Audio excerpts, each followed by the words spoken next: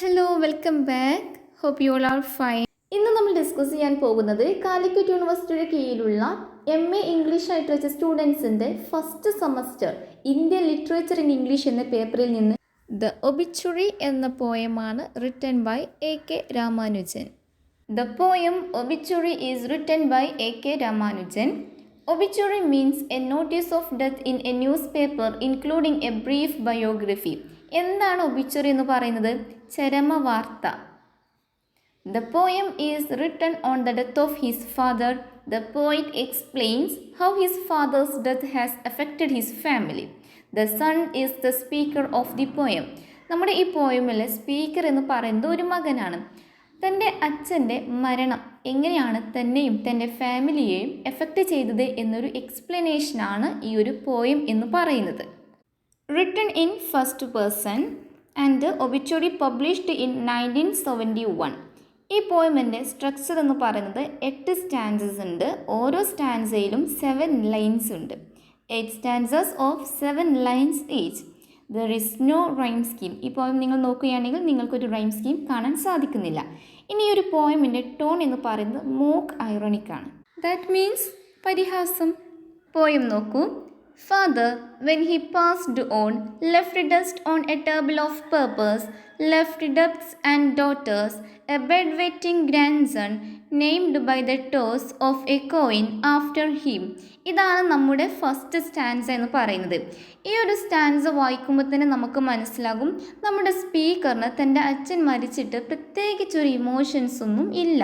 കാരണം അത്രത്തോളം പ്രോബ്ലംസ് തൻ്റെ അച്ഛൻ മരിച്ച ശേഷം തനിക്കിവിടെ ഇട്ടേച്ച് പോയിട്ടുണ്ട്.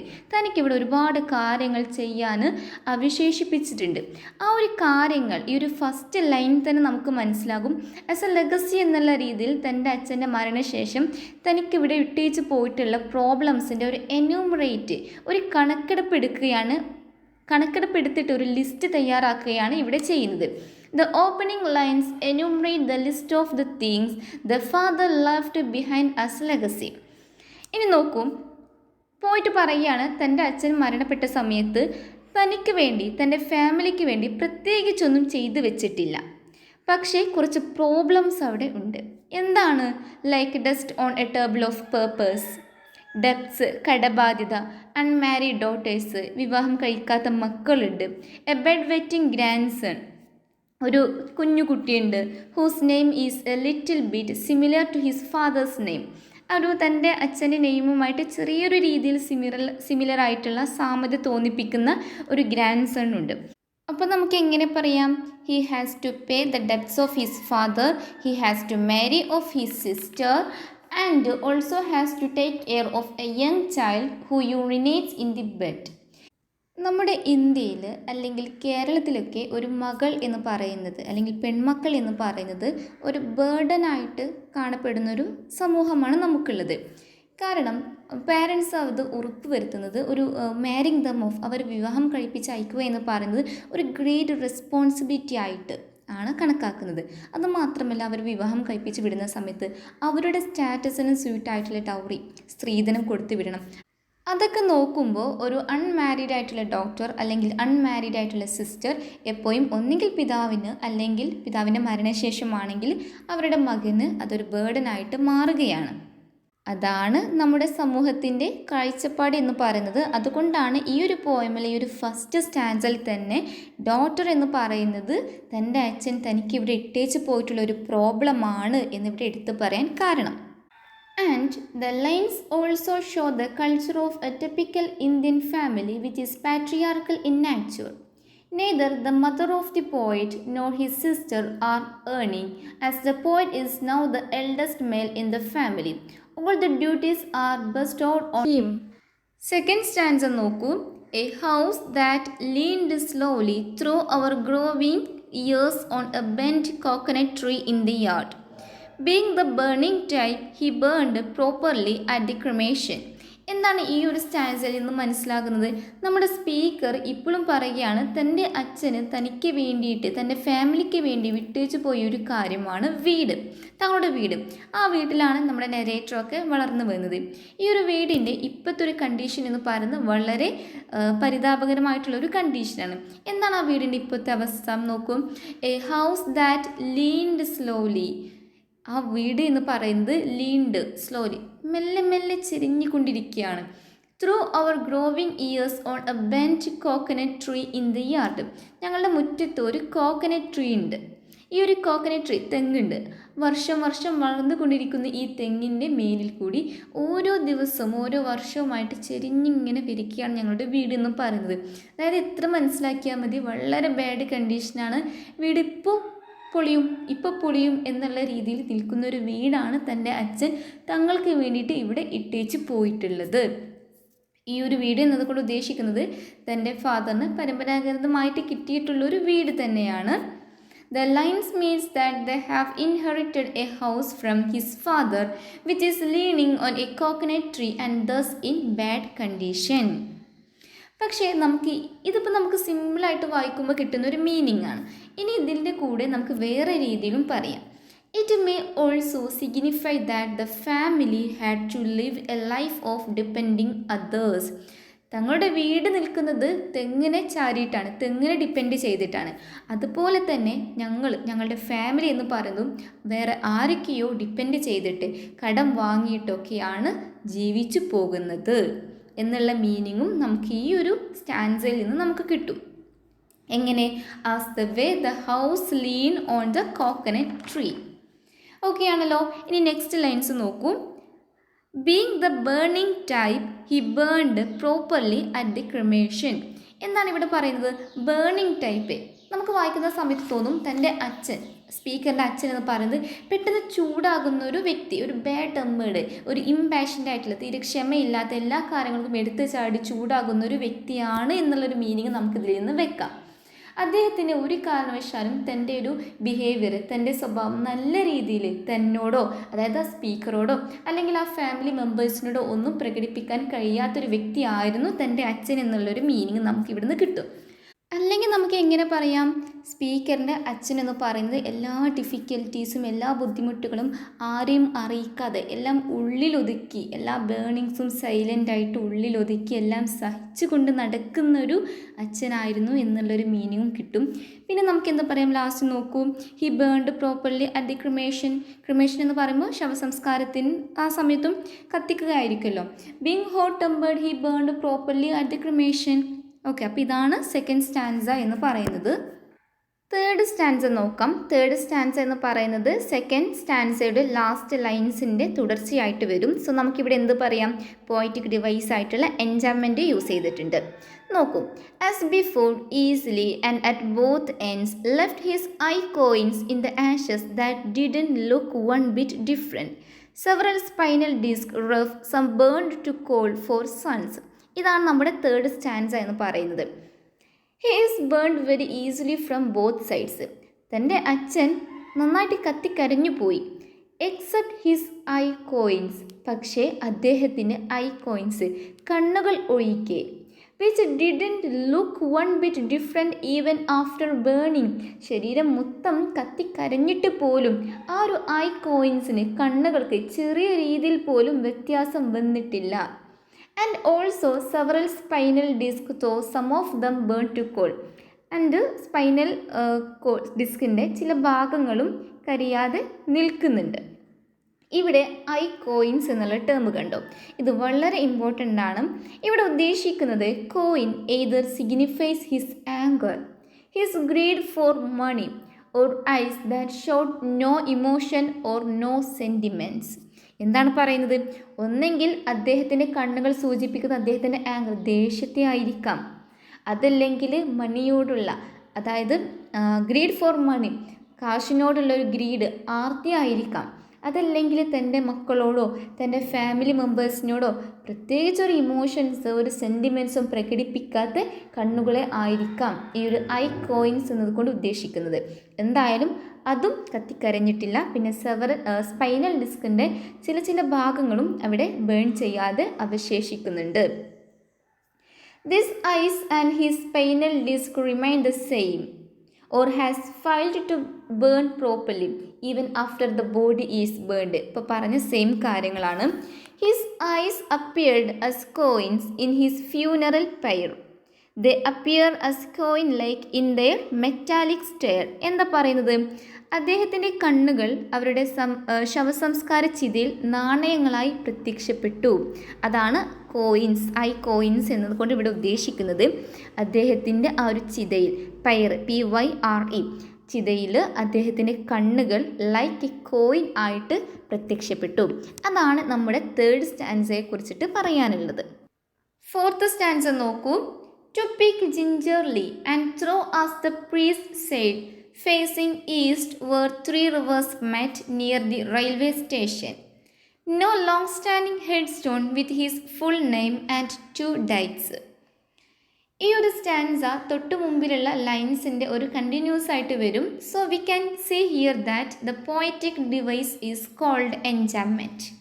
Okay, according to the poet the remains of his father's pyre, അച്ഛൻ്റെ അവശേഷിക്കുന്ന ആ ഒരു പെയർ PYRE ചിത എന്ന് പറയുന്നത്, നമ്മുടെ പ്രീസ്റ്റ് പറയുകയാണ് ടു പിക്ക് ജിഞ്ചർലി, അതിനെ നീ എടുക്ക്, ആവശ്യത്തോടെ നീ അതിനെ എടുക്ക്. എന്തിനു വേണ്ടിയിട്ടാണ് എടുക്കുന്നത്? Facing east where 3 rivers met near the railway station. Railway സ്റ്റേഷന് സമീപം 3 നദികൾ സംഗമിക്കുന്നിടത്ത് കിഴക്കോട്ട് അഭിമുഖമായിട്ട് അതിനെ നിക്ഷേപിക്കുന്നതിന് വേണ്ടിയിട്ട് ആ ഒരു പെയർ, അച്ഛൻ്റെ ആ ഒരു ചിത നീ എടുക്കുകയെന്ന് പ്രീസ്റ്റ് മകനോട് അഡ്വൈസ് ചെയ്യുകയാണ്. ഏതാണ് ഈ ഒരു 3 റിവേഴ്സ്? ആ 3 റിവേഴ്സ് ത്രിവേണി എന്ന പേരിൽ അറിയപ്പെടും. ഇത് ഹിന്ദു റൈറ്റ്സ് പ്രകാരം ഒരു 3 holy rivers ആണ്. These lines shed light on the Hindu Brahmin rituals to be performed after the death of a person. ഒരു വ്യക്തി മരണപ്പെട്ടതിന് ശേഷം ഹിന്ദു ബ്രാഹ്മിൻ റിച്വൽസ് അനുസരിച്ചിട്ട് ആ വ്യക്തിയുടെ പേര് ചിത എന്ന് പറയുന്നത് ഈ ഒരു 3 റിവേഴ്സ്, 3 ഹോളി റിവേഴ്സ്, ത്രിവേണി എന്ന് പറയും. ഇവിടെ അതിനെ കൊണ്ടുപോയിട്ട് നിക്ഷേപിക്കണം. അത് നമുക്ക് ഈ ഒരു സ്റ്റാൻസ വായിക്കുമ്പോൾ ഒരു ബ്രാഹ്മിൻ റിച്വൽസിനെ കുറിച്ചിട്ട് നമുക്ക് മനസ്സിലാകുന്നുണ്ട്. ഓക്കെ ആണല്ലോ? Yes. No long standing headstone with his full name and 2 dates. ഈ ഒരു ലൈൻസ് കൊണ്ട് ഉദ്ദേശിക്കുന്നത് തൻ്റെ അച്ഛന് ഗ്രേവില്ല, ഗ്രേവ് അല്ലെങ്കിൽ ശവകുടീരം അതൊന്നുമില്ല. കാരണം എന്താണ്?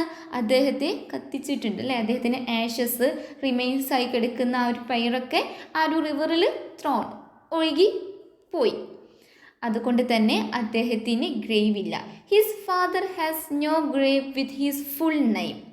No headstone was erected at this tomb bearing the dates of his birth and death. അദ്ദേഹത്തിന് ഒരു ഹെഡ് സ്റ്റോൺ സ്ഥാപിച്ചിട്ടില്ല. ആ ഹെഡ് സ്റ്റോൺ എങ്ങനെ ആയിരിക്കണമായിരുന്നു? തൻ്റെ മരണ ഡേറ്റും ബർത്ത് ഓഫ് ഡേറ്റും ഒക്കെ കൊടുത്തിട്ട് തൻ്റെ നെയിമൊക്കെയുള്ള ആ ഒരു ഹെഡ് സ്റ്റോൺ തൻ്റെ അച്ഛന് സ്ഥാപിച്ചിട്ടില്ല. എറക്റ്റഡ് വിച്ച് മീൻസ് സ്ഥാപിച്ചിട്ടില്ല. ടോംബ് ശവകുടീരം. അതാണ് ഈ ഒരു സ്റ്റാൻസയിൽ നിന്ന് നമുക്ക് മനസ്സിലാക്കാൻ പറ്റുന്നത്. 5th സ്റ്റാൻസ നോക്കാം.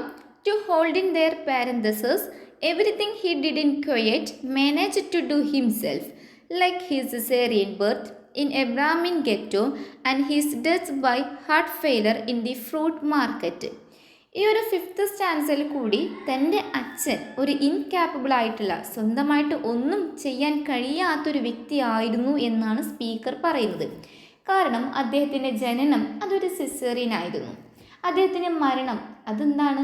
ഒരു ഫ്രൂട്ട് മാർക്കറ്റിൽ ഹാർട്ട് ഫെയിലർ ആയിട്ടാണ് അദ്ദേഹം മരിക്കുന്നത്. എങ്ങനെ ഇരുന്നാലും the poet shows that his father took birth as a Brahmin yet. ഒരു ബ്രാഹ്മൺ ഫാമിലിയിൽ ജനിച്ചിട്ട് കൂടി അദ്ദേഹത്തിൻ്റെ birth was ordinary and even his death could not be controlled. അദ്ദേഹത്തിൻ്റെ മരണം അതൊരു ഹാർട്ട് ഫെയിലർ ആയിരുന്നു. In spite of being educated, അദ്ദേഹം വിദ്യാഭ്യാസമുള്ള ഒരു ആളായിരുന്നിട്ട് കൂടി അദ്ദേഹം മരിച്ചത് എവിടെ നിന്നാണ്? ഒരു മാർക്കറ്റിൽ നിന്നാണ്. Okay. And this lines in other sense, മറ്റൊരർത്ഥത്തിൽ നമുക്ക് എങ്ങനെ പറയാം? Mark that he has achieved nothing in this world. തൻ്റെ ഫാദർ ഈ ഒരു വേൾഡിൽ പ്രത്യേകിച്ച് ഒന്നും നേടിയിട്ടില്ല. His birth was ordinary, his death was ordinary, and what he did in life showed his ഇൻകാപ്പബിലിറ്റി.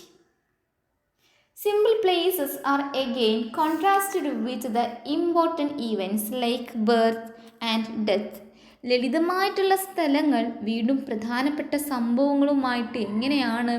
Contrasted ആണ്, വിരുദ്ധമാണ് എന്നാണ് ഈ ഒരു 5th സ്റ്റാൻസയിൽ നിന്ന് നമുക്ക് മനസ്സിലാക്കുന്നത്. 6th സ്റ്റാൻസ നോക്കാം. But someone told me he got 2 lines in an inside column of a Madras newspaper sold by the kilo exactly 4 weeks later to street hawkers. ഈ ഒരു സ്റ്റാൻസ നമ്മുടെ പോയമിൻ്റെ ടൈറ്റിലായിട്ടുള്ള ഒബിച്ചറുമായിട്ട് ഡയറക്റ്റായിട്ട് റിലേറ്റഡ് ആണ്. ഓക്കെ, എന്താ ഇവിടെ പറയുന്നത്? തൻ്റെ അച്ഛൻ മരിച്ച് 4 ആഴ്ചകൾക്ക് ശേഷം ഒരു വ്യക്തി ഇവനോട്, നമ്മുടെ സ്പീക്കറിനോട് വന്ന് പറയുകയാണ് തൻ്റെ അച്ഛൻ്റെ മരണവാർത്ത, ഒബിച്ചറി, ചരമവാർത്ത മദ്രാസ് ന്യൂസ് പേപ്പറിൻ്റെ ഇൻസൈഡ് കോളത്തിൽ കണ്ടു. ആ വ്യക്തി തെരുവോര കച്ചവടക്കാരിൽ നിന്നും എന്തോ ഒരു സാധനം പൊതിഞ്ഞു വാങ്ങിയപ്പോൾ ആ ഒരു പൊതിയിലാണ് ഇങ്ങനൊരു പത്രവാർത്ത അദ്ദേഹം കണ്ടത്, ചരമവാർത്ത കണ്ടത്. എന്നാൽ അദ്ദേഹത്തിൻ്റെ മകനായിട്ടുള്ള ഇദ്ദേഹത്തിന്, നമ്മുടെ സ്പീക്കറിന് അറിയില്ല ഇത് ഏത് പേപ്പറാണ്, ഏത് ലൈൻസ് ആണെന്ന് മൂപ്പർക്ക് അറിയില്ല. The son does not know exactly which paper or where the lines are. All he gained in his life is worth mentioning that he managed to get 2 lines of obituary printed somewhere in the columns of a newspaper published from Madras. എന്നാൽ നമുക്ക് ഈ ഒരു സ്റ്റാൻസിൽ നിന്നും മനസ്സിലാകുന്നത് അവിടെയും തൻ്റെ അച്ഛനെ ഒരു മോക്കായിട്ട് ഒന്ന് കളിയാക്കിയിട്ടാണ് അദ്ദേഹം ഇവിടെ പറയുന്നത്. മദ്രാസിൽ നിന്നും പ്രസിദ്ധീകരിക്കുന്ന ഒരു പത്രത്തിൻ്റെ കോളങ്ങളിൽ എവിടെയോ അച്ചടിച്ച ചരമവാർത്തയുടെ 2 വരികൾ ലഭിക്കാൻ അദ്ദേഹത്തിന് കഴിഞ്ഞു എന്നതാണ് അദ്ദേഹത്തിൻ്റെ ജീവിതത്തിൽ കിട്ടിയ നേട്ടം എന്ന് പറയുന്നത്. ഇതാണ് നമ്മുടെ 6th stanza. 7th stanza. Who sell it in turn to the small groceries where I buy salt, coriander and jaggery in newspaper cones that I usually read. Coriander, which means mallila, jaggery, which means sharkara. The poet stated earlier that he used to read for his fancy from those pieces of newspaper in which groceries like salt and jaggery are wrapped in cones. എന്താണ് പറയുന്നത്? അദ്ദേഹം ഇപ്പോൾ എവിടെ കടയിൽ പോകുന്ന സമയത്തും നമ്മൾ salt, coriander, ജാഗറിക്ക് നമുക്ക് പൊതിഞ്ഞ് കിട്ടുന്ന ഒരു ന്യൂസ് പേപ്പർ കോൺസിലായിരിക്കും. അപ്പോൾ ഈ ഒരു ന്യൂസ് പേപ്പർ കഷ്ണങ്ങൾ മുഴുവനും, പീസ് മുഴുവനും അദ്ദേഹം വായിച്ചു നോക്കും. എന്തിനു വേണ്ടിയിട്ടാണ്? തൻ്റെ അച്ഛൻ്റെ ആ ഒരു ഒബിച്ചോറി, തൻ്റെ അച്ഛനെ കുറിച്ചിട്ട്, അച്ഛൻ്റെ മരണവാർത്ത പറഞ്ഞിട്ടുള്ള ആ 2 ലൈൻസ് തനിക്ക് കാണാൻ സാധിക്കുമോ, തനിക്കൊന്ന് വായിക്കുന്നതിന് വേണ്ടിയിട്ട് ആ ഒരു ക്യൂരിയോസിറ്റിയിൽ അന്വേഷിച്ചു എന്നാണ് പറയുന്നത്. The poet hoped to come across these lines of obituary of his late father in his process, for the old newspaper might have sold to street hawker, who in turn sold to the grocer from whom the poet occasionally bought provisions. അതായത് അത് കാണുന്നതിന് വേണ്ടിയിട്ട് അതായത് ഒരുപാട് സാധനങ്ങൾ വാങ്ങിച്ച് കൂട്ടിയിട്ടുണ്ട് ആ ഒരു ഒബിച്ചറി ന്യൂസ് കാണുന്നതിന് വേണ്ടിയിട്ട്. Finally 8th stanza. For fun and lately in the hope of finding this obituary lines, and he left as a changed mother and more than one annual ritual. ആദ്യം പറഞ്ഞത് നമ്മുടെ തൊട്ട് മുമ്പ് പറഞ്ഞിട്ടുള്ള സ്റ്റാൻസയുടെ ബാക്കിയായിട്ടാണ്. ഹോപ്പ്, ഒരു പ്രതീക്ഷയുണ്ടായിരുന്നു, അത് തനിക്ക് കണ്ടെത്താൻ പറ്റും, ആ ഒബിച്ചറി ലൈൻസ് തനിക്ക് കണ്ടെത്താൻ പറ്റുമെന്നൊരു ഹോപ്പ്, പ്രതീക്ഷ ഉണ്ടായിരുന്നു. പക്ഷെ അദ്ദേഹത്തിന് അത് കാണാൻ സാധിച്ചോ? ഇല്ല.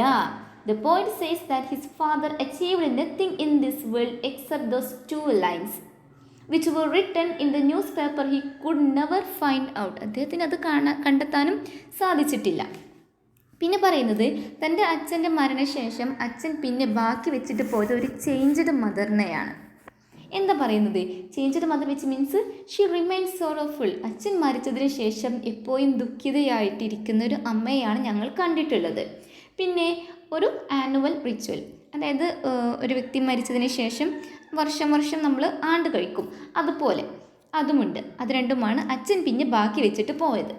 The poet is showing his dislike for the ritual which is celebrated in the memory of his father for his peace. അതിനോടും നമ്മുടെ ഈ ഒരു സ്പീക്കറിന് താല്പര്യം ഇല്ല എന്നുള്ളതാണ് നമുക്കിവിടെ മനസ്സിലാക്കാൻ സാധിക്കുന്നത്. അപ്പോൾ ഇതാണ് ഈ ഒരു പോയം. ഇനി നമ്മൾ ഈ പോയമിൽ നിന്ന് നമുക്ക് മനസ്സിലാക്കേണ്ട ഒരു 3 പോയിന്റ്സ് കൂടിയുണ്ട്. First one, he left an unbearable burden on the poet. The poem is hence a critic of the poet, father and his incapability. He does not show any strong feelings for the father's death. ഇത് നമുക്കറിയാവുന്ന കാര്യമാണ്. നമ്മൾ ഈ ഒരു പോയമിൽ ഉടനീളം പറഞ്ഞ സംഭവം തന്നെയാണ് ഈ ഒരു 3 പോയിന്റ്സ് എന്ന് പറയുന്നത്. അപ്പോൾ ഇതാണ് നമ്മുടെ ഒബിച്വറി എന്ന് പറയുന്ന പോയം. നമ്മുടെ വീഡിയോ ഇഷ്ടപ്പെട്ടിട്ടുണ്ടെങ്കിൽ ലൈക്ക് ചെയ്യാനും നിങ്ങളുടെ ഫ്രണ്ട്സിനൊക്കെ ഷെയർ ചെയ്ത് കൊടുക്കാനും മറക്കരുത്. എന്തെങ്കിലും സജഷൻ ഉണ്ടെങ്കിൽ കമൻറ്റ് ബോക്സിൽ അറിയിക്കുക. Finally, don't forget to subscribe. Thanks for watching.